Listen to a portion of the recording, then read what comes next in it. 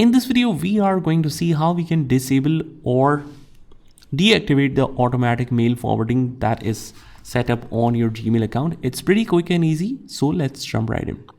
First of all, you need to log in into your browser version of Gmail because you cannot do it directly on your mobile application.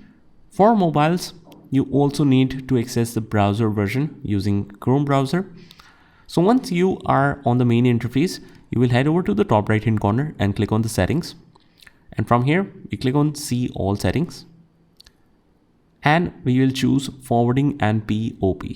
From here, if you want to temporarily disable the forwarding, you will just select the first option and it will now no longer be forwarded to the other email address. However, if you have recently added an email address and now you just want to completely remove it, what you can do is just from the second option, you will choose this drop down and remove the other email address.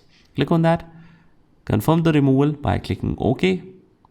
And now it is completely removed and you are no longer forwarding your emails to the other email address. So that's how you do it. I hope you found this video helpful, and if you did, hit the like button and subscribe to our channel, and I will see you in the next one.